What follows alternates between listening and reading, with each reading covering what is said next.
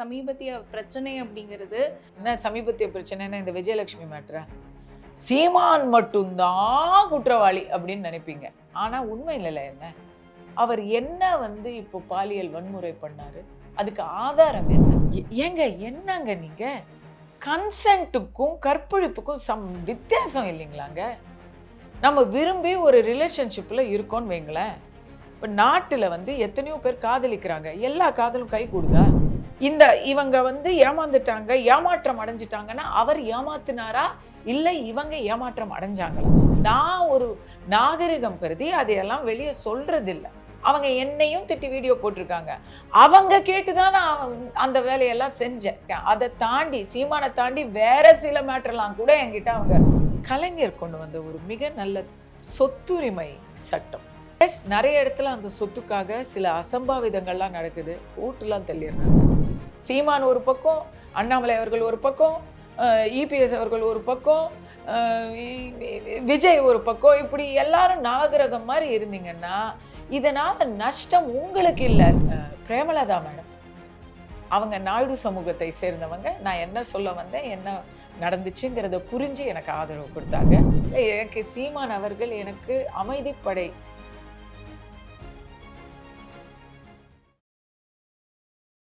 இந்த சமயத்துல உங்களுக்கு நிறைய பேர் எதிரா இருந்தாங்க. நிறைய பேர் ஆதரவும் தெரிவிச்சாங்க.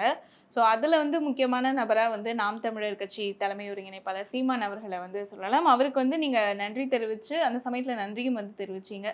நிறைய பேர் எனக்கு ஆதரவு தெரிவிச்சாங்க. அவங்க எல்லார் பேரையும் இங்க சொல்லலைன்னாலும் தமிழக பாஜகவை சேர்ந்த தலைவர்கள் எல்லாருமே ஆதரவு தெரிவிச்சாங்க. அதில் ஆரம்பித்து வச்சது வம்பு வளர்த்ததும் தமிழக பாஜகவை சேர்ந்த அமர் பிரசாத் ரெட்டி, சுதாகர் ரெட்டி அப்படிங்கிற ரெண்டு ரெட்டிகள் தான். அவங்க அவங்களுடைய தனிப்பட்ட சில காரணங்களுக்காக அதை வளர்த்ததாக தான் நான் பார்க்குறேன். ஆனால் மற்றபடி கட்சியை சேர்ந்தவர்கள் எல்லாருமே எனக்கு ஆதரவு நிலைப்பாடு. பிரேமலதா மேடம் அவங்க நாயுடு சமூகத்தை சேர்ந்தவங்க. நான் என்ன சொல்ல வந்தேன், என்ன நடந்துச்சுங்கிறத புரிஞ்சு எனக்கு ஆதரவு கொடுத்தாங்க.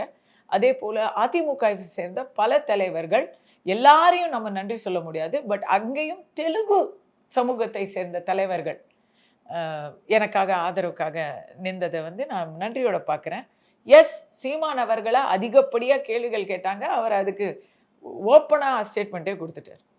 ஸோ உங்களுக்கு அவர் ஓப்பன் ஸ்டேட்மெண்ட் கொடுத்து ஆதரவு கொடுத்தாரு. ஸோ அவர் கூட உங்களுடைய நட்பு அப்படிங்கிறது எப்படி இருக்கு? நாம் தமிழர் கட்சியோட உங்களுடைய நிலைப்பாடு பற்றி என்ன நினைக்கிறீங்க? எனக்கு சீமான் அவர்கள் எனக்கு அமைதிப்படை படத்திலிருந்து பழக்கம். அவர் அசிஸ்டன்ட் டைரக்டராக இருந்த போதிலிருந்து எங்களுக்கு ஒரு குறை சொல்ல முடியாத தூய நட்பு ஒன்று இருக்கு. அவருடைய தமிழ் தேசிய உணர்வு என நிறைய பாதிச்சிருக்கு. தமிழ் உணர்வுங்கிறத இன்னைக்கு எல்லாருமே தமிழ்னு பேசுகிறாங்கன்னா அதுக்கு ஒரு மிக முக்கியமான கிரியா ஊக்கி சீமான் அவர்கள் தான். இப்போ நான் உங்களோட இவ்வளோ தூரம் ஆங்கிலம் கலக்காமல் வேறு மொழி கலக்காமல் பேசுகிறேன் அப்படின்னு சொன்னால் அது அவருடைய இன்ஸ்பிரேஷனில் தான். ஸோ சீமான் அவர்கள் பேசுகிறது எல்லாம் நியாயமாக இருக்குது அப்படிங்கிறதுனால தான் நம்ம அவர் பக்கம் ஈர்க்கப்படுறோம். அவருடைய எல்லா கருத்துக்களையும் எல்லா நேரத்திலையும் நம்ம ஒத்துக்கணுங்கிற அவசியம் இல்லை. அவருடைய கட்சியில் சேர்ந்து கட்சிக்காரனாக மாறணுங்கிற அவசியம் இல்லை. பட் அவர் பேசுறது சரியா இருக்குன்னு சொல்றது தமிழ்நாட்டுக்கு இன்னைக்கு ரொம்ப அவசியம். குறிப்பாக பெரியார் என்ற பெயரில் ஒரு பிம்பம் பல ஆண்டு காலங்களாக இங்கே கட்டப்பட்டு வந்திருக்கிறது. அதில் இருக்கக்கூடிய பொய்களையும் பிரச்சாரங்களையும் உடைத்தெறிய வேண்டியது காலத்தின் கட்டாயம். தமிழ் உணர்வு திராவிடம் திராவிடம் என்று சொல்லி தமிழ் அல்லாதவர்கள் இடத்தில் அதிகாரத்தை கொடுத்து வைத்திருந்தோம். தமிழர்கள் அதிகாரத்துக்கு வர வேண்டியது தமிழகத்துக்கு கிடைக்கக்கூடிய முதல் நியாயம், அடிப்படையான விஷயம் இல்லைங்களா? அது உலகத்துல வேற எங்கேயுமே இல்லாத ஒரு பரந்த மனப்பான்மை நம்ம தமிழ்நாட்டு வரலாற்றுல பார்க்கிறோம். தமிழர் அல்லாதவர்கள் தமிழர்கள் என்ற போர்வையில் அரசியல் செய்வது. அரசியல் செய்யக்கூடாதுன்னு நான் சொல்லல. உங்களுடைய அடையாளத்தை மறைச்சு அரசியல் செய்யணும். நீங்க இந்திக்காரரா இருந்தாலும் தமிழ்நாட்டுல அரசியல உங்களுக்கு ஒரு இடம் இருக்கு, மரியாதை இருக்கு. அதை சொல்லி செய்யுங்க.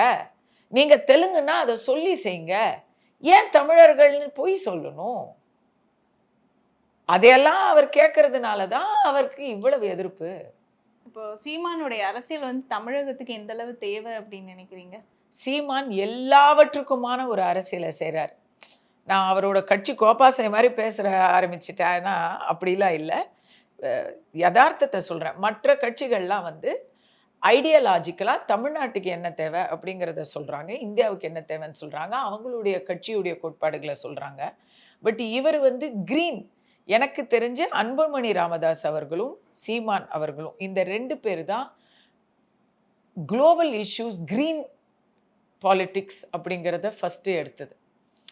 பசுமை தாயகம் அப்படிங்கிற ஒரு இது அங்க இருக்கு. அந்த ஒரு முன்னெடுப்பு இருக்கு. இங்க இவர் கட்சி மூலமாவே அவருடைய கட்சி கோட்பாடுலயே வந்து கிரீன் பாலிடிக்ஸ் இருக்கு. அ காக்கை குருவிக்கு கூட ஒரு நல்லது செய்யணும் அப்படிங்கிற ஒரு கொள்கை அவங்க கட்சியிலேயே இருக்கு. ஸோ அந்த த ஏரிகள சுத்தம் பண்றது, தூர் வாருது போன்ற விஷயங்கள் எல்லாம் வந்து நீங்க நாம் தமிழர்ல அவங்களுடைய பொலிட்டிக்கல் ஆக்டிவிட்டியா, சோசியல் இல்ல, சமூக செயல்பாட்டா இல்ல, அரசியல் செயல்பாட்டாவே அவங்க செய்றாங்க. ஆ இன்னொன்னு அவர்கிட்ட பார்த்தீங்கன்னா, ஒரு வித்தியாசமான அரசியல். அ 33% ரிசர்வேஷனுக்கு அடிச்சுக்கிறாங்க. குடுக்கக்கூடாதுன்னு. இங்க தமிழகத்தில வந்து அத செயல்படுத்தாம அப்படி கமுக்கமா இருக்காங்க. மத்த இடங்கள்லலாம் வந்து மாட்டவே மாட்டோம்னு அடிக்கிறாங்க. இப்போ லாலு பிரசாத் யாதவ் கட்சிலாம் எதுக்கு பொம்பளைக்கு அதிகாரம் கேட்டுட்டு இருக்கிற நேரத்தில, இவர் வந்து யாரும் கேட்காமயே எந்த ஒரு தொகுதியிலயும் சரிசமமா 50% பெண்கள நிறுத்துறாரு. அது மட்டும் இல்லாம, இவர் வந்து நாடார் ஏரியால போயி வேற ஜாதிக்காரன நிறுத்துறாரு. தேவர் ஏரியால போய் வேற ஒரு ஆள நிறுத்துறாரு. இஸ்லாமியர்கள் அதிகமா இருக்கிற இடத்துல ஒரு இந்துவ நிறுத்துறாரு. அப்படி எந்த ஒரு ரூல்லயும் வராம ஒரு வித்தியாசமான அரசியல் எடுத்து வைக்கிறாரு. அதெல்லாம் நல்லா இருக்கு. அட்ராக்டிவா இருக்கு. சீமான் வந்து இப்போ தேர்தல்ல சுயேட்சையா தான் வந்து போட்டியிடுவேன் அப்படிங்கிற ஒரு முடிவு வந்து ஆரம்பத்துல இருந்தே வந்து பின்பற்றிட்டு வராரு. அந்த முடிவு வந்து மாநில அரச எந்த அளவுக்கு பாதிக்கும்னு நினைக்கிறீங்களா? ரொம்ப பாதிக்கும். என்ன கேட்டா, அவரால தான் வந்து இப்போ அடுத்த ஆட்சி மாற்றம் வரணும். இந்த ஆட்சிக்கு கூட அவருடைய ஓட்டு சதவிகிதம், கமலுடைய ஓட்டு சதவிகிதம் ஒரு காரணியாக இருந்தது. போன எலக்ஷன்ல சட்டமன்ற தேர்தல்ல ஸ்ப்ளிட் ஆச்சு ஓட்டு. ஏடிஎம்கேலேருந்து நெறைய ஓட்டு வந்து மற்ற கட்சிகளுக்கு போச்சு. அந்த ஸ்டார்ட் அப் கட்சிகள்ல ஒரு கட்சி இப்போ வந்து திமுகல அடைக்கலம் ஆயிட்டாங்க. அ மறுபடி திமுக தான் ஜெயிக்கிற ஒரு பவர்ஃபுல்லான ஸ்டேட்டஸ்ல இருக்கிறாங்க. ஆட்சி மாற்றம் வேண்டும் அப்படின்னு நினைக்கிறவங்க ஒரு அணியா ஒற்றுமையா திரளலன்னா, கண்டிப்பா அது இப்ப இருக்கக்கூடியவர்கள் ஆன்டி இன்கம்பன்சி நெறைய இருக்குங்க. நாட்டுல நெறைய ஆன்டி இன்கம்பன்சி இருக்கு. எதிர்ப்பு மனநிலை இருக்கு. மக்கள் தயாரா இருக்காங்க. மாற்றத்த கொண்டு வர. பட் நம்ம போடுற வாக்கு கடைசியில வேஸ்ட்டா தான் போக போகுது. எப்படியும் திமுக தானே ஜெயிக்க போகுதுங்கிற மனநிலையில இருக்கிறாங்க. அவங்க யாருமே வந்து மாற்றி ஓட்ட போட மாட்டாங்க. நீங்க சீமான் வந்து 8% மேலான ஒரு வாக்க வச்சிருக்கிறாங்க. அவங்களுடைய வாக்கெல்லாம் வந்து வேஸ்ட் ஆகலாமா? திருப்பியும் வந்து இந்த வாக்கெல்லாம் செலுத்தி கடைசியில அவர் எந்த ஒரு இடத்துக்கும் ஒரு எம்எல்ஏ கூட வரலப்பா அப்படின்ற பேச்சு வரலாமா? அது வரக்கூடாது. நான் சீமானுக்காக சொல்லல. எல்லா கட்சிக்குமே சொல்றேன். இப்போ பிஜேபிங்கிறது தனிப்பட்ட முறையில அவங்க தனியா நின்னா அவங்களுக்கு எந்த வித ஓட்டு வங்கியும் ஜெயிக்கக்கூடிய ஒரு வாய்ப்பும் குறைவு. இவங்க எல்லாரும் ஒன்று சேர்ந்தால் உங்க கொள்கையெல்லாம் இருக்கட்டுங்க. இந்தியா கூட்டணியில கம்யூனிஸ்டும், காங்கிரஸுமே சேர்ந்து பிஜேபிய வீழ்த்தணும்னு போராடுறாங்க. அங்க கொள்கைன்னு பார்த்தா என்ன கொள்கை? கொள்கை இல்ல. குறிக்கோள்.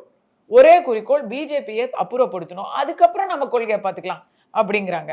அவங்க மாநிலத்தில மம்தா பானர்ஜியும், காங்கிரஸும் தனித்தனியா இது மாரி கீரியும் பாம்பு மாரி சண்டை போடுறாங்க. அங்க என்னடான்னா பார்லிமென்ட்ல 2 பேரும் சேர்ந்து இந்தியா கூட்டணியில இருக்கிறாங்க. அந்த மாரி செய்யுங்கன்றேன். சீமான் ஒரு பக்கம், அண்ணாமலை அவர்கள் ஒரு பக்கம், இபிஎஸ் அவர்கள் ஒரு பக்கம், அ விஜய் ஒரு பக்கம். இப்படி எல்லாரும் நவகிரகம் மாரி இருந்தீங்கன்னா, இதனால நஷ்டம் உங்களுக்கு இல்ல, தமிழகத்துக்கு. ஒற்றுமையாக, எதிர்க்கட்சியாக ஒரு ஆட்சி மாற்றத்தை உண்டு பண்ணிவிட்டு, அதுக்கப்புறம் ஒரு காமன் மினிமம் புரோகிராம்ல வொர்க் பண்ணுங்க. ஆந்திரால இன்னைக்கு it's working very well. Naidu அவர்களும் பவன் கல்யாணும் ஒரே கட்சி கிடையாது. சூப்பரா ஒர்க் ஆகுது. அப்படி ஒரு கூட்டணி ஆட்சி வந்தாதான், இப்ப இருக்கிறதும் கூட்டணி ஆட்சி தானே. இந்த கூட்டணியை ஜெயிக்கிற ஒரு கூட்டணி வேணும்னு நான் நினைக்கிறேன். இப்ப நீங்க சொன்ன மாரி வந்து நாம் தமிழர், தாவேகா இதெல்லாம் வந்து ஒரு கட்சியா கூட்டணி அமைச்சா, யார் வந்து முதல்வர் வேட்பாளரா இருந்தா நல்லா இருக்கும் அப்படின்னு நினைக்கிறீங்க? இல்ல அது ஏங்க அடியேன்னு சொல்றதுக்கு பொண்டாட்டி இல்லையா? நீங்க 5 புள்ள கேட்கிறீங்க. வரட்டுங்க. இவங்கெல்லாம் முதல்ல சேரணும். சேர்ந்து ஜெயிக்கணும். ஜெயிச்சதுக்கு அப்புறம் பார்க்கலாம். இப்போ நீங்க வந்து சொல்லியிருந்தீங்க, சீமான் அவர்களுக்கு வந்து 8% மேல வாக்கு வங்கி இருக்கு அப்படின்னு சொல்லிட்டு. ஆனா இப்ப இந்த சமீபத்திய பிரச்சனை அப்படிங்கிறது, அந்த பிம்பத்த வந்து இன்னும் உடைக்குமா, குறைக்கும்னு நினைக்கிறீங்களா? என்ன சமீபத்திய பிரச்சனைன்னா இந்த விஜயலட்சுமி மேட்டரா? ஏன்னா, தமிழ்நாட்டுல வந்து தினந்தோறும் பாலியல் பிரச்சனைகள், பலாத்காரங்கள், வன்முறைகள் நடந்துகிட்டே இருக்கு. அதெல்லாம் வந்து நம்ம நியூஸா பார்க்கிறதே இல்ல. சார்பு நிலை ஊடகங்கள் இருக்காங்க. ஆளுங்கட்சிக்கு ஜால்ரா அடிக்கிறதுக்குன்னு. அந்த பேப்பர்லாம் படிச்சீங்கன்னா, தமிழகத்துல அப்படியே எல்லாரும் நல்லா சந்தோஷமா இருக்காங்கன்னு மட்டும் தான் நீங்க நினைப்பீங்க. சீமான் மட்டும் தான் குற்றவாளி அப்படின்னு நினைப்பீங்க. ஆனா உண்மை இல்லல என்ன? அவர் கேட்டாருல்ல, அந்த கேள்வியில நியாயம் இருக்குல்ல. அவர் என்ன வந்து இப்போ பாலியல் வன்முறை பண்ணாரு? அதுக்கு ஆதாரம் என்ன? ஒரு பெண் புகார் குடுத்திருக்காங்க. சரிங்களா? அந்த புகாரின் பேரில் நீங்க வந்து கம்ப்ளைண்ட் எடுக்கிறீங்க, ஆக்ஷன் எடுக்கிறீங்க. அந்த புகாரை எந்த ஆதாரத்தின் பேரில் நீங்க எடுத்துக்கிட்டீங்கன்னு நான் கேட்கிறேன். ஆதாரம் என்ன? இப்ப இவரே வந்து பொதுவெளியில வந்து, ஆமா அந்த நடிகையோட நான் இருந்தேன் அப்படிங்கிற ஒரு விஷயத்த வந்து ஏங்க என்னங்க நீங்க? கன்சென்ட்டுக்கும், கற்பழிப்புக்கும் வித்தியாசம் இல்லைங்களாங்க? நம்ம விரும்பி ஒரு ரிலேஷன்ஷிப்ல இருக்கோம்னு வைங்களேன். இப்ப நாட்டுல வந்து எத்தனையோ பேர் காதலிக்கிறாங்க. எல்லா காதலும் கைகூடுதா? முக்காவாசி பெருவாரியான காதல் தோல்வியில முடியுது. பிரிஞ்சு போயிடுறாங்க. அந்த ஒரு ஒரு பிரிவு ஏற்படுவதால், அது வந்து ஒரு ஏமாற்றம் ஏற்படுவதால், அது வந்து கட்டாய காதல், ஏமாற்று வேலைன்னு நீங்க சொல்ல முடியுமா? நான் ஏமாந்துட்டேன். அதனால நீ என்ன ஏமாத்திட்டேன்னு சொல்ல முடியுமா? இது அந்த வகையை சேர்ந்ததா? ஃபர்ஸ்ட் ஆஃப் ஆல் இது வன்முறையா? ஒரு பெண்ண வந்து கட்டாயப்படுத்தி, நீங்க அவங்கள அச்சுறுத்தி, கட்டாயப்படுத்தி, அவங்கள நீங்க வந்து உறவுக்கு அழைச்சீங்களா? இல்ல காதலிச்சு காதலர்கள் 2 பேரும் சேர்ந்து இருந்தீங்களா? இப்ப இந்த பாதிக்கப்பட்ட எல்லாருக்கும் ஒரு கடந்த காலம் இருக்குங்க. அ இப்போ அ ஒரு திருமணமானவங்களே குழந்தை குட்டியோட குடும்பம் நடத்தி 20 வருஷம் கழிச்சு பிரிஞ்சு போயிடுறாங்க. அதுல பாதிக்கப்படுவது ஒரு பெண் மிகப்பெரிய திடீர்னு ரோட்ல நிக்குது. குழந்தைங்க குட்டிங்களோட அவன் போயிட்டான் புருஷன். உடனே என்ன பண்ண முடியும்? அத நீங்க வந்து ஒரு கிரிமினல் கேஸ் ஆக்க முடியுமா? அது சிவில் கேஸு. இவங்க வந்து ஏமாந்துட்டாங்க, ஏமாற்றம் அடைஞ்சுட்டாங்கன்னா, அவர் ஏமாத்துனாரா? இல்ல இவங்க ஏமாற்றம் அடைஞ்சாங்களா? அவர் செய்தது துரோகமா? இல்ல இவங்களுக்கு வந்தது கோபமா? இவங்க நியாயம் கேட்கிறாங்களா? இல்ல பழி வாங்குறாங்களா? ஏன் இத நான் கேட்கிறேன்னா, ஆதாரபூர்வமா அங்க இன்னைக்கு சட்டப்படி கள்ள உறவு கூட கிரிமினல் கேஸ் கிடையாது. அவங்க இருந்தது கள்ள உறவு கிடையாது. அவர் ஒரு தனி நபர், இவங்க ஒரு தனி மனிஷி. அவங்க 2 பேரும் விருப்பத்தோட வந்து சேர்ந்து வாழ்றாங்க. அப்படி எனக்கு தெரியாது. இதெல்லாம் அவங்க செஞ்சாங்களான்னு அவர் அதெல்லாம் சொல்லல. அவர் வந்து ஒரு பாசிங் என்கவுண்டர்ங்கிற மாரி தான் அவர் சொல்றார். ஒரு ஒரு காலத்துல ஒரு பழக்கம் இருந்தது. அவங்க வருவாங்க, போவாங்க, பொருளாதார ரீதியில உதவி வாங்குவாங்க அப்படின்னு சொல்லியிருக்காரு. இத நான் அவர் சொன்ன மாதிரி என்னால பிளன்ட்டா பச்சையா சொல்ல முடியல. இவங்க என்ன சொல்றாங்க, நான் மனைவி அவர கணவரா வரிச்சு நான் இருந்தேன், வாழ்ந்தேன்னு சொல்றாங்க. ஒரு இடத்துல எந்த காரணத்துக்காக பிரிவு வந்தது அப்படின்னு அவங்க எப்பவுமே சொல்லலையே. எதுக்காக ஒருத்தங்க வந்து என்னை இத்தன முறை கருக்கலைப்பு செய்ய வச்சாங்க அப்படின்னு ஒரு மிகப்பெரிய ஒரு குற்றச்சாட்ட வைக்கிறவங்க, அப்போ அதுல எத்தன கேள்விகள் வருதுங்க? 7 முறைன்னு சொல்றாங்க. அந்த 7 முறையில ஒரு முறைக்காவது ஆதாரம் இருக்கும் இல்லங்க? அது ஒரு மெடிக்கல் ப்ரொசீஜர் இல்லங்க? இல்ல இப்ப அந்த ஆதாரத்த அவங்களே முன் வந்து வெளியிடணும்னு நீங்க சொல்றீங்களா? இல்ல அது ஆத நான் எதையுமே வெளியிடணும்னே சொல்லல. எனக்கு வந்து ஒரு பாலியல் ரீதியான ஒரு குற்றம் என் வாழ்க்கையில நடந்திருக்கு. நான் பாதிக்கப்பட்டிருக்கேன்னு சொன்னா, அதுக்கு நான் என்ன தேடுவேன்? நியாயம் தேடுவேன். இல்லைங்களா? அதற்கான ஆதாரங்கள நான் எங்க குடுப்பேன்? போலீஸ்ல குடுப்பேன். கோர்ட்ல குடுப்பேன். இல்லைங்களா? நீங்க அத எங்க குடுக்குறீங்க? இதுவரைக்கும் வந்த வீடியோல எதிலுமே ஆதாரப்பூர்வமான குற்றச்சாட்டுகள் இல்ல. குற்றச்சாட்டுகள் இருக்கு. அதுல உண்மையும் இருக்கலாம். பட் அதனால எங்கேயோ இடிக்குது இல்லங்க.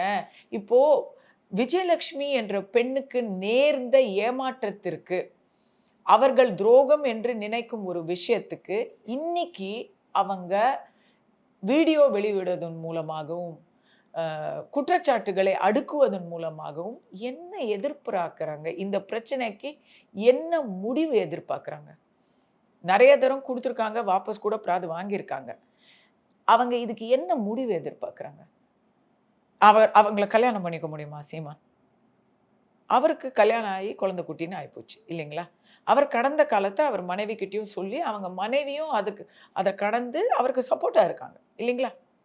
என்ன காரணத்துக்காகங்கிறது நமக்கெல்லாம் தெரியாது. அவங்களுக்கு தெரியும் இல்லையா? அவங்க பெர்ஃபெக்ட்டா சப்போர்ட்டா இருக்காங்க. அப்போ அவருடைய கடந்த காலம் அவங்களுக்கு ரகசியம் இல்லங்கிறது நமக்கு தெரியுது. நாட்டுக்கு எதுக்கு அவர் சொல்லணும்? உங்களுக்கும் எனக்கும் அவர் எதுக்கு சொல்லணும்? இத்தன நாள், இத்தன வருஷம் அந்த அம்மா வீடியோ விடும்போதும், குற்றச்சாட்டு சொல்லும்போதும், அவர் எதுவுமே பேசலையே! பெரிய மனுஷத்தனமா தானே இருந்தாரு. என்னெல்லாம் நடந்துச்சு. இன்னைக்கு நேத்து ஒரு வார்த்தை அவர் சொன்னாரு. நம்ம ஐய்யய்யோ! இப்படி பேசிட்டாரு, இப்படி பேசிட்டாரு சொல்றோமா?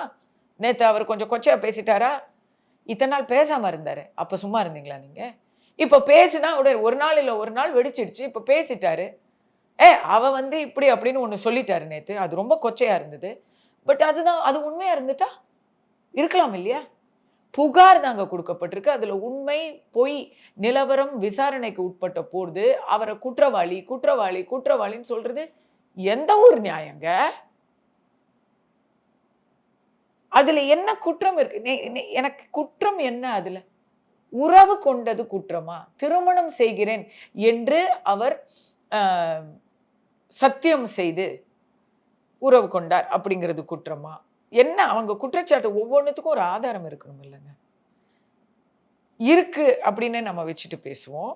இருந்தா அந்த ஆதாரங்கள அவங்க குடுக்க வேண்டிய இடத்துல குடுத்தா சட்டம் தன் கடமையை செய்யும். இவங்க எடுக்கிற வீடியோலாம் எப்படி இருக்கு? பேபர்சி, ஏ இதுக்கு மேல சி சீமான் ஒரு வார்த்தை நேத்து சொன்னாரு. பெண் உரிமை எல்லாம் எல்லாருக்கும் வந்து கஷ்டமா போச்சு. இந்த அம்மா வீடியோவுல என்னலாம் பேசியிருக்கு? நீ பார்த்திருக்கீங்களா அந்த வீடியோ? சொல்ல முடியுமா? இந்த இன்டர்வியூல சொல்ல முடியுமா நான் அந்த வார்த்தைய? முடியுமா? பெண்ணுக்கு ஒரு நியாயம், ஆணுக்கு ஒரு நியாயம்னு நாம இருக்கலாமாங்க? இப்போ இந்த விவகாரத்துல உங்களோட நிலைப்பாடு அப்படிங்கிறது சீமான் தரப்புல தான் இருக்கு. இங்க பாருங்க, எனக்கு 2 பேரையும் தெரியும். அந்த பொண்ணையும் எனக்கு பல்லாண்டு காலமாக தெரியும். நான் நெறைய உதவி அவங்க கேட்டு செஞ்சிருக்கேன். சீமான் கிட்ட உதவி வாங்கி தந்ததுக்கு காரணம் அவங்க கேட்டது தான். நான் ஒரு நாகரிகம் கருதி அதையெல்லாம் வெளிய சொல்றதில்ல. அவங்க என்னையும் திட்டி வீடியோ போட்டிருக்காங்க. அவங்க கேட்டு தான் நான் அந்த வேலையெல்லாம் செஞ்சேன். அவங்களுக்கு சிபாரிசு நான் எதுக்கு செய்யணும்? எனக்கு என்ன வேல? அவங்க என்கிட்ட ஹெல்ப் கேட்குறாங்க. அந்த ஹெல்ப்லாம் நான் பண்ணியிருக்கேன். அத தாண்டி சீமான தாண்டி வேற சில மேட்டர்லாம் கூட என்கிட்ட அவங்க ஹெல்ப் கேட்டிருக்காங்க. என்னால முடிஞ்ச வரைக்கும் நான் செஞ்சேன். ஓகே. அவங்களையும் எனக்கு தெரியும். அவங்க கேரக்டரையும் எனக்கு தெரியுது. இவரையும் எனக்கு பல வருஷ காலமாக தெரியும். என்னை இவர் எப்படி அணுகுறாரு அப்படிங்கிறது சி அ இங்க இந்த YouTubeல வந்து கீழ பேர் தெரியாம வந்து அசிங்கமா கமெண்ட் எழுதுறவன் சொல்றது உண்மை கிடையாது. அவன் 1000 சொல்லலாம். நான் இப்படி இந்த பத்திரிக்கையாளர்ங்கிற பேர்ல இஸ்லாத்துக்கு ஒரு கரும்புள்ளியா இருக்கிற ஒருத்தர் இருக்கிறார். அவர் வந்து எப்ப பார்த்தாலும் என்னையும் சீமானையும் இணைச்சு அப்படி ஜாட மாடையா வந்து கிசுகிசு எழுதுவார். அப்ப அப்ப அவருக்கு வந்து வெட்கமானம் இல்ல. ஏன்னா நான் எந்த ஹோட்டல்ல இருந்தேன், கஸ்தூரி எந்த ஹோட்டல்ல இருந்தா அப்படின்னு உங்களுக்கு ஞாபகம் இருக்கா? அப்படின்லாம் கேட்பாரு. நான் அதான் கேட்குறேன். இந்த ஹோட்டலா யார் யாரு எங்கெங்க என்ன பண்ணாங்கன்னு கணக்கு பார்க்கறதுக்கு, அப்ப நீ என்ன தொழில் பண்ற? ஏன்னா அவங்க தொழில் முறையா சிலர் இருக்காங்கங்க. யார் யார் யாரோட போனாங்க அப்படிங்கிறத கணக்கு வச்சுக்குவாங்க. அது அவங்க தொழில். அந்த தொழில் நீ வந்து ஒரு நீ பத்திரிக்கையாளர்னா, இல்ல நீ வந்து அந்த தொழில் பண்றியா? அவ்வளவுதான் நம்ம கேட்க முடியும். ஆனா, சீமான் என்னை எப்படி அணுகுறார்ன்னா, என்னை இதுவரைக்கும் மரியாதையோடையும், மதிப்போடும் அணுகுறார். நான் அவரை எப்படி அணுகுறேன்னா, ஒரு தமிழ் தேசிய தலைவராக அவர நான் ஒரு அண்ணாந்து பார்த்து அணுகுறேன். அவங்க நேத்திலிருந்து நேத்து கயல்விழியோட இன்டர்வியூவ பார்த்துட்டு நான் அவங்களையே ஒரு தலைவியா பார்க்க ஆரம்பிச்சுட்டேன். ஒரு நல்ல மனிதர். எனக்காக குரல் கொடுத்தாருங்கிறதுக்காக இல்ல. அவர் எல்லாருக்காகவும் குரல் கொடுத்திருக்காருங்க. இன்னைக்கு அவருக்கு எதிரா பேசக்கூடிய சவுக்கு சங்கருக்கும், இந்த நடிகர் விஜய்க்கும் அவர் சப்போர்ட் பண்ணி பேசியிருக்கிறாரு ஒரு காலத்துல. எத்தன பேருக்கு அவர் வந்து குரல் குடுக்காம இருந்திருக்காரு. அவர் செஞ்சதெல்லாம் கரெக்ட்ன்னு நான் சொல்லல. அவருடைய கருத்துக்கள்ல எனக்கு நெறைய வித்தியாசங்கள் இருக்கு. கருத்து நெறைய அவர் கருத்த நான் ஏற்கறதில்ல. அவர் திடீர்னு ஒரு நாள் போய் ஒரு இஸ்லாமிய சிறை குற்றவாளியோட போய் அவருடைய இறுதி ஊர்வலத்துல கலந்துக்கிட்டாரு. எனக்கு அதுலலாம் ஏற்பு கிடையாது. அது வந்து ஒரு தீவிரவாத குற்றம் சாட்டப்பட்டவருடைய இது. அதெல்லாம் இல்ல. பட் இந்த விஷயத்துல நடந்ததற்கு மேல் திரிக்கப்பட்ட குற்றச்சாட்டுக்கள அவர் மேல பரப்புறாங்க. அவருடைய அவருடைய தேர்தல் வலிமைய குறைக்க பார்க்குறாங்க. எப்படியாச்சும் ரொம்ப ஓப்பனா சொல்றதுன்னா, அவர் வெளிய இருந்தா எப்ப பார்த்தாலும் பேசிக்கிட்டே இருக்காரு. இப்ப இருக்கக்கூடிய ஆளுங்கட்சிக்கு எதிரான மனப்பான்மைய ரொம்ப வளர்க்குறாரு. அவர் வெளிய பேசுறத விட உள்ள பேசாம இருக்கிறது பெட்டர்ன்னு வாய அடைக்க முயற்சி பண்றாரு. மேம் இப்ப நெறைய விஷயங்கள் வந்து ரொம்பவே பரபரப்பா, சூடா வந்து பேசிட்டோம். கொஞ்சம் இப்போ லைட்டா வந்து திரும்பவும் வந்து சினிமாவுக்கு போகலாம் அப்படின்னு சொல்லிட்டு. ஸோ இத்தன வருஷம் வந்து நீங்க சினிமா பார்த்தாச்சு, அரசியல் களத்திலயும் வந்து இப்போ செயல்பட்டுட்டு இருக்கீங்க. உங்க வாழ்க்கையிலேயே வந்து ஒரு திருப்புமுனையை ஏற்படுத்திய ஒரு விஷயம், ஒரு சம்பவம் அப்படின்னா என்ன சொல்வீங்க? இன்னைக்கு காலையில கூட ரொம்ப அர்ஜென்ட்டா கார்ல ஓட்டிட்டு போய் அதோ அந்த அ மவுண்ட் ரோடு சென்ட்ரல் போற இடத்துல ஒரு திருப்பம் வருதுல்ல, அங்க திரும்பிட்டேன். ஸோ டெய்லி வாழ்க்கை என்பது பல திருப்பங்கள் நிறைந்தது. இல்ல ஜோக்ஸ் அப்பார்ட் ஏதாவது ஒரு சம்பவம் வந்து இருக்கும் இல்லையா? உங்க வாழ்க்கையில மறக்கவே முடியாது அப்படின்னு சொல்லிட்டு இப்போ வரைக்கும்? ஐயோ! நெறைய நல்ல விஷயங்கள், நல்ல மெமரீஸ் இருக்குங்க. மணிவண்ணன் சாரோட ஒர்க் பண்ணதெல்லாம் நான் வந்து என்னுடைய பொற்காலம் அப்படின்னு நெனைப்பேன். அவருக்கு சினிமாவிலயும் அவர் ஒரு ஜீனியஸ். சினிமாக்கு அப்பாற்பட்டும் ஒரு ஜீனியஸ். தமிழ் ஆர்வம், தமிழ் தேசியம், உணர்வு அதெல்லாம் அவர் அதிகம் உண்டவர். ரொம்ப படிப்பாளி. எனக்கு வந்து என் பிறந்த நாளுக்கு புத்தகம் குடுப்பாரு. அவர் போனதுக்கப்புறம் புத்தகம் வர்றதில்ல. நான் ரொம்ப அவர மிஸ் பண்றேன். மணிவண்ணன் அவர்கள் என்னுடைய பிறந்த நாள் அன்னைக்கு தான் வந்து அவருடைய நினைவு தினம். அதனால நான் பிறந்த நாள் கொண்டாடுறது கிடையாது. ஆ அ எவ்ளோ நல்ல நல்ல விஷயங்கள் சோ மெனி திங்ஸ் அது. அ மிஸ் இந்தியா கான்டெஸ்ட்லேருந்து சொல்லலாம். அ ஒண்ணு தான் சொல்லணும் அப்படின்னு சொன்னா, நான் எத்தன சொல்றது? ஆ சமீபத்திய சந்தோஷம் ஒண்ணு சொல்றேன். எனக்கு ஒரு மகள், ஒரு மகன் இருக்காங்க. என் மகளுக்கும், மகனுக்கும் என்ன அம்மான்னு தான் தெரியும். கஸ்தூரின்னு தெரியாது. சமீபத்தில இப்ப நல்ல விவரம் தெரிஞ்சு வளர்ந்த என் மகளுக்கு குத்துவிளக்கு சாங் பார்த்தா. She saw it now. அந்த குத்துவிளக்கு சாங் பார்த்துட்டு, "ரொம்ப சூப்பரா ஆடியிருக்க. இது எப்ப ஆடியிருக்க?" அப்படின்னு கேட்டா. "உனக்கு 2 வயசு இருக்கும்போது நான் ஆடினேன்" அப்படின்னு சொன்னது ஷாக் அவளுக்கு. "என்னது? அப்படி தெரியவே இல்லையே! பார்த்தா ஏதோ 20ஸ் மாரி இருக்கியே! இவ்ளோ யங்கா இருக்கியே! Are you sure? நான் பொறந்தப்புறம் ஆடின பாட்டா?" அப்படின்னு கேட்டா. "ஆமா" அப்படின்னு சொன்னேன். அவளுக்கு பயங்கர ஆச்சரியமாயிடுச்சு. அவ எனக்கு வந்து ஒரு காம்ப்ளிமெண்ட் குடுத்தது வந்து எனக்கு செம்ம ஹாப்பி ஆயிடுச்சு. அந்த ஒரு சந்தோஷம் உங்க முகத்திலேயே வந்து தெரியுது அப்படின்னு சொல்லலாம். ஸோ பொண்ணுன்னா எனக்கு பெருமை. உங்க பொண்ணு வந்து உங்களுடைய சினிமா இப்ப நீங்க சொல்லியிருந்தீங்க, அம்மான்னு மட்டும் தான் தெரியும், கஸ்தூரி தெரியாது அப்படின்னு சொல்லிட்டு. அந்த விஷயங்கள்லாம் தெரிய வரும்போது வந்து அவங்க எப்படி வந்து ரியாக்ட் பண்ணாங்க? அவங்களுக்கு செம கெத்து இல்ல. போற இடத்துலலாம், உங்க அம்மா நடிகையாமே" அப்படின்னு கேட்டது போயி, என்னோட டிராவல் பண்ணும்போது அது தெரியும். எல்லாரும் வந்து செல்ஃபிலாம் எடுப்பாங்க. ஆவுன்னா பாவம் இதுக்கு கையில கேமராவ குடுத்து, "அம்மா இப்ப எங்களுக்கு ஒரு ஃபோட்டோ எடுத்து குடு" அப்படின்னு சொல்லி அது ஒரு கேமரா வுமனாவே மாறிடுச்சு. அது நல்ல கேமரா வுமனா மாறிடுச்சு. அ அது ஒரு பக்கம். அ இப்போ தெலுங்குல வந்து எனக்கு இப்போ கொஞ்சம் நல்ல பேரு. ஸோ அ மேக்ஸிமம் யுஎஸ்ல தெலுங்கு தான் அதிகம் இல்லைங்களா? அ யுஎஸ்ல எங்க போனாலும் முன்னாடிலாம் பிரைவசியா நாங்க சுத்திட்டு இருந்தோம். இப்போ தெலுங்குல நல்ல ஃபேமஸ்ங்கிறதுனால எல்லா இடத்துலயும் வந்து கொஞ்சம் கூட்டம் சேர்ந்துருது. நம்ம மக்களே சேர்ந்துடுறாங்க. அது இப்ப அவளுக்கு அதெல்லாம் வந்து புது அனுபவமா இருக்கு. கம்ப்ளைண்ட் பண்றா. வந்துட்டாங்க அப்படின்றா. ஸோ நீங்க வந்து சொல்லியிருந்தீங்க, என்னோட கேமரா உமன் வந்து என்னோட பொண்ணு தான் அப்படின்னு சொல்லிட்டு. ஸோ அவங்கள பத்தி சொல்லுங்க. என்ன பண்ணிட்டு இருக்காங்க? என்ன இன்ட்ரெஸ்ட் இப்போ அவங்களுக்கு? அவங்களுக்கு ஆக்சுவலி டான்ஸ் தான் ஃபர்ஸ்ட் இன்ட்ரெஸ்ட், ஃபர்ஸ்ட் பேஷன்.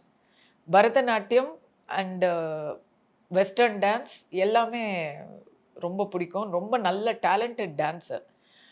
ஆனா டான்ஸ வந்து ப்ரொஃபஷனா, கெரியரா எடுக்க முடியாது அப்படிங்கிற பயம் அந்த பொண்ணுக்கு இருக்கு. நான் சொல்ட்டேன், "நீ வா உனக்கு அதான் பிடிச்சிருக்குன்னா, அத மட்டுமே கான்சன்ட்ரேட் பண்ணு. எனக்கு எத்தன ஃப்ரெண்ட்ஸ் ப்ரொஃபஷனல் டான்சர்ஸ் இருக்காங்க. வா அத பண்ணுன்னு" சொன்னா, "ஆ அதெல்லாம் கிடையாது. நான் வந்து படிச்சு வேலை செஞ்சு பெரிய ஆள் ஆவணும்." அப்படிங்கிற ஒரு இது காலேஜ்ல இருக்கா. அந்த ஒரு இதுல இருக்குது. இப்போ அந்த மாரி ஒரு அ ஏதோ ஒரு ஏதோ ஒரு குறிக்கோள், ஏதோ சக்சஸ் ஆவணும் அப்படின்ற இருக்கு. ஆனா எதுலன்னு இன்னும் முடிவு பண்ணல. அவளுக்கு என்ன புடிச்சிருக்குன்னு சொன்னீங்கன்னா, அவளுக்கு வந்து லாங்குவேஜஸ் ரொம்ப பிடிக்கும். அ புராதான மொழிகள்ல ஆராய்ச்சி பண்ணணும் அப்படின்னு நேத்து சொல்லுது. ஒரு மாசத்துல 30 நாள் இருக்குன்னா, டெய்லி எனக்கு வந்து ஒவ்வொரு மாதிரி 30 விஷயம் சொல்லும். "அம்மா நான் வந்து சிஏ பண்றேன்ம்மா" அப்படின்னு ஒரு நாள் சொல்லும். அடுத்த நாள், "ம்மா நான் பேசாம டாக்டராவே ஆயிடுறேன்ம்மா" அப்படின்னு சொல்லும். அ இன்னொரு நாள் வந்து, "அம்மா நான் டான்ஸர் நான் நான் வந்து டான்ஸரா போறேன். கொரியன் கேபாப் குரூப்புக்கு நான் போய் சேரப் போறேன்" அப்படிங்கும். அடுத்த நாள் வந்து, "அம்மா எனக்கு எதுவுமே லாய்க்கு இல்லம்மா. நான் பேசாம சமைச்சுட்டு வீட்டுல கல்யாணம் பண்ணி குடுத்துரும்மா" அப்படின்னு சொல்லும். அ ஒரு நாள், "அம்மா எனக்கு எந்திரிக்கவே புடிக்கலம்மா" அப்படின்னு சொல்லும். இந்த மாரி ஒரு 2 கெட்டான வச்சுட்டு என்ன பண்றது? பட் எனக்கு நான் அவள பார்த்ததுல என்ன பொறுத்தவரைக்கும், அந்த பொண்ணு வந்து எல்லாரையும் ம ஒரு மக்கள வந்து அவள சுத்தி இருக்கிறவங்கள சார்ம் பண்ற ஒரு கெப்பாசிட்டி அந்த பொண்ணுக்கு இருக்கு. ஸோ பப்ளிக் ரிலேஷன்ஸ், மார்க்கெட்டிங் அதெல்லாம் பண்ணா ரொம்ப பெர்ஃபெக்ட்டா இருக்கும் அதுக்கு. அப்படின்னு நான் நெனைக்கிறேன். பட் உங்கள மாரி வந்து ஆன் ஸ்க்ரீன் கொண்டு வரணும் அப்படின்லாம் வந்து 2 பேரும் யோசிச்சது இல்லையா? அவங்க லுக்ஸ் வந்து அவங்க பார்க்கறதுக்கு கொஞ்சம் ஸ்மிதா பாட்டில், சரிதா மாரி அ கொஞ்சம் டஸ்கியா இருப்பாங்க. என்ன மாரி சுத்தமா இருக்க மாட்டாங்க. ஸோ சினிமால ஆன் ஸ்க்ரீனுங்கிறது அவங்களுக்கு செட் ஆகுமான்னு தெரியல. அதுக்கு ஏத்த மாதிரி ஒரு ப்ராஜெக்ட் கிடைக்குமான்னு தெரியல. இங்க நம்ம வந்து தமிழ் முகத்தையே பார்க்கறதில்ல. வெள்ள தோலா நார்த் இந்தியாலேருந்து தான் இம்போர்ட் பண்ணிக்கிட்டு இருக்கோம். அதுல வந்து இந்த பொண்ணு ரொம்ப தமிழா இருக்கும் பார்க்கறதுக்கு. தமிழ கூட இல்ல. அ கொஞ்சம் கம்போடியா நாட்டு பொண்ணு மாரி இருப்பா. ஸோ அது அந்த யுனிக் லுக் அழகா தான் இருப்பா. எல்லாரும் அழகு தான். பட் அந்த யுனிக் லுக்குக்கு அது இதுவாகுமான்னு பார்க்கணும். ஓகே. இப்ப வந்து ஜென்ரலா வந்து சினிமாவுல இருக்கிறவங்க அப்படின்னா, அவங்களோட ஃபேமிலிக்குமே வந்து இந்த பிரைவசி அப்படிங்கிறது வந்து கொஞ்சம் கம்மியா தான் இருக்கும். அவங்க மேலயும் ஒரு ஃபோக்கஸ் வந்து இருந்துகிட்டே இருக்கும். நீங்க இப்ப சினிமா அப்படிங்கிறத தாண்டி இப்ப அரசியல்லயும் வந்து இருக்கீங்க அப்படிங்கும்போது, அந்த ஒரு விஷயங்கள் ஏதாவது ஒரு வகையில வந்து உங்க ஃபேமிலி எனக்கு நெறைய அதனால பேட் எக்ஸ்பீரியன்ஸஸ் இருக்கு. இப்பலாம் நான் நல்லா பாடம் கத்துக்கிட்டேன். அதனால இப்போ என் மகள பத்தி நான் சொன்னதெல்லாம் வந்து, அவங்கள அடையாளம் காட்டுற மாரி, ஊர சொன்னாலும் பேர சொல்லக்கூடாதுங்கிற மாரி.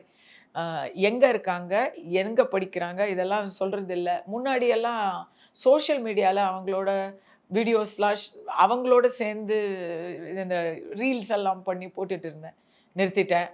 என் பையனையும் இப்போ கண்லயே காட்டுறதில்ல. முன்னாடி சின்ன பையன் அப்டின்னா அவன காமிச்சிட்டு இருந்தேன். இப்போ அதுவும் காட்டுறதில்ல. ஆ என்னோட புகுந்த வீட பத்தி சுத்தமா சொல்றதில்ல. ஏன்னா, அவங்களுக்கெல்லாம் வந்து ரொம்ப அஃபெக்ட் ஆகிக்கிட்டு இருந்தது. அதனால அவங்கள பத்தி பேசுறதுக்கு 144. ஸோ இப்ப நீங்க சொல்லியிருந்தீங்களே, இந்த விஷயம்லாம் வந்து அஃபெக்ட் ஆயிட்டு இருக்கு அப்படின்னு சொல்லிட்டு, எங்கேயாவது ஒரு இடத்துல வந்து இதெல்லாம் வேணாம் அப்படின்னு ஸ்டாப் பண்ணியிருக்காங்களா? என் மாமியார்லாம் வேணான்னு அழ ஆரம்பிச்சுட்டாங்க. எதுக்கு வேணாம் விட்டுடுன்லாம் அழ ஆரம்பிச்சுட்டாங்க.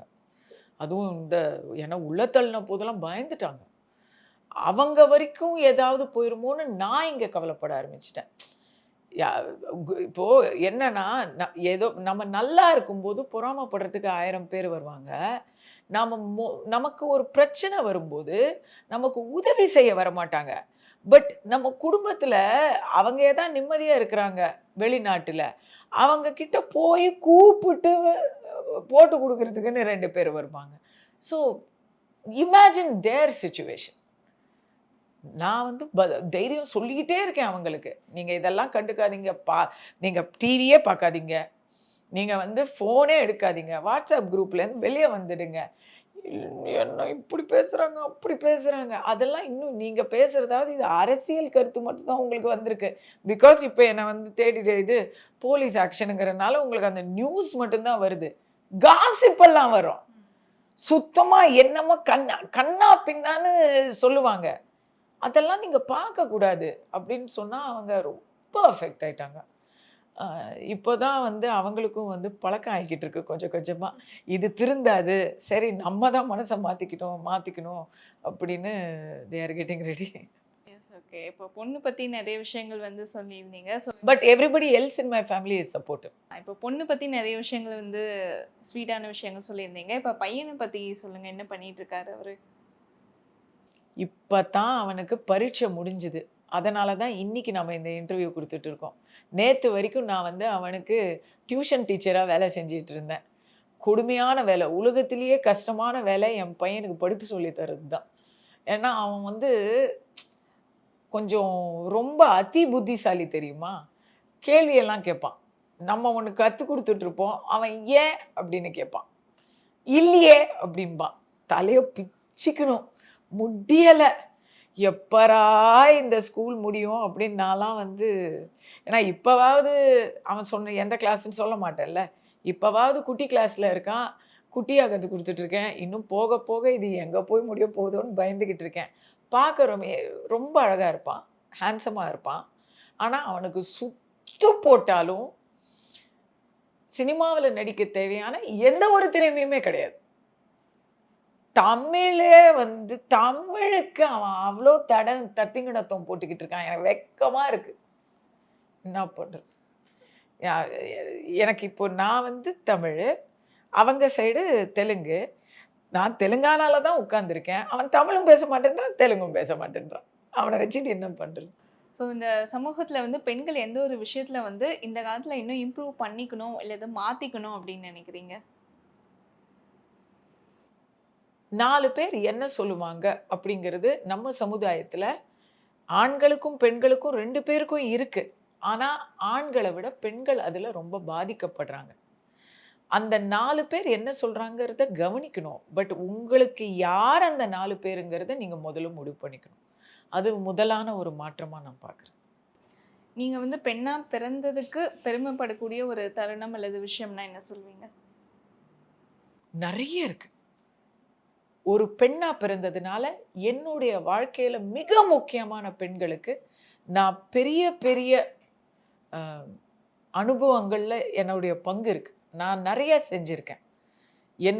என் வாழ்க்கையில என்ன பெத்தவங்க இருப்பாங்க. என் கூட ட்ராவல் பண்ற என்னுடைய உடன்பிறவா சகோதரிகள், என்னோட பெஸ்ட் ஃப்ரெண்ட்ஸ் இருக்காங்க. அவங்களுக்கெல்லாம் நான் பெண்ணா பிறந்ததுனால, என்னுடைய பெண்மையினால அவங்கள பத்தி எனக்கு நெறைய புரிஞ்சிருக்கு. அவங்களுக்கு ஹெல்ப் பண்ணக்கூடிய அந்த வாய்ப்பு எனக்கு கிடைச்சிருக்கு. லாட்ஸ் அது வந்து ஒரு ஆணால பண்ணவே முடியாது. அந்த மாரி சில விஷயங்கள் நான் செஞ்சிருக்கேன். ஆ பட் ஆஃப் கோர்ஸ் எல்லாத்த விட எனக்கு கிடைச்ச அந்த 2 குழந்தைங்கள் யாரால முடியுங்க? நம்மளால தாங்க முடியும். நம்பள நம்பி தாங்க ஆம்பளைங்க இருந்தாகணும். அவங்களுக்கு ஒரு குடும்பம் வேணும்னு நெனச்சா வேற வழியே கிடையாது. நம்ம தான் அத உண்டு பண்ணி ஆகணும். We are women are the creators of humanity. அது யார் என்ன சொன்னாலும் அதுக்கு மேல என்ன இருக்கு? அட்வைஸ்ன்னு இல்ல. பட் கண்டிப்பா ஃபைனான்ஷியல் ஃப்ரீடம் அப்படிங்கிறது இந்த கவர்மெண்ட்ட நான் ரொம்ப விமர்சிக்கிறேன்ல. கலைஞர் கொண்டு வந்த ஒரு மிக நல்ல திட்டம் சொத்துரிமை சட்டம். It has changed people's lives. Yes நெறைய இடத்துல அந்த சொத்துக்காக சில அசம்பாவிதங்கள்லாம் நடக்குது. போட்டுலாம் தள்ளிடுறாங்க. ஆனால் நிறைய இடத்துல ஃபினான்ஷியல் ஃப்ரீடம். இப்போ அவருடைய மகன் ஸ்டாலின் பெண்களுக்கான உரிமை தொகை கொடுக்குறாரு, இல்லை பெஸ்ட் அது. இனி வர்ற எந்த கவர்மெண்ட்டாக இருந்தாலும் அதை கண்டினியூ பண்ணியே தீரணும். அப்படி ஒரு முன்மாதிரி திட்டம் அது. ஃபினான்ஷியல் ஃப்ரீடம்ங்கிறது ஒரு பெண்ணை மட்டும் இல்லாமல் அந்த பெண்ணை சார்ந்திருக்கிற குடும்பத்தையும் மாற்றுதுங்க. ஆம்பளைங்களை நம்பி பயனே இல்லை. அவங்களுக்கு பொறுப்பு இருக்கணும்னு நம்ம நினைக்கவே முடியாது. ஒரு பெண் குடிச்சிட்டு குடும்பத்தை வந்து கவனிக்காமல் போனால், பிள்ளைங்களை படிக்க விடாமல் செஞ்சா அப்படின்னு நீங்கள் கேள்வியே பட முடியாது. எங்கேயாச்சும் கோடியில் ஒருத்தர் இருக்கலாம், எக்ஸப்ஷன் இருக்கும். பட் ஆம்பளைங்களால் கெட்ட குடும்பங்கள் நிறைய இருக்குது. ஆனால் ஒரு தாயால் கெட்ட குடும்பம்னு நீங்கள் பார்க்க முடியாது. அந்த ஃபினான்ஷியல் ஃப்ரீடம் ஒரு தகப்பன் கிட்ட இருக்கிறத விட தாய்கிட்ட அந்த பணம் இருந்துச்சு, சாவி குத்து தாய்கிட்ட இருந்துச்சுன்னு வைங்களேன், அவங்க அந்த பணத்தை வச்சு என்னெல்லாமோ செய்வாங்க. ஒரு 100 ரூபாய் ஒரு ஆண்கிட்ட இருந்தால் 5 நிமிஷத்தில் அதை எதுலையா செலவு பண்ணிடுவாங்க. ஆனால் 100 ரூபாய் ஒரு தாய்கிட்ட இருந்தால் கண்டிப்பாக ஒரு நாள் முழுக்க அதை இழுத்து இழுத்து இழுத்து தன் குடும்பத்தில் எல்லாருக்கும் ஏதாவது ஒரு பயனை அவங்க உருவாக்குவாங்க.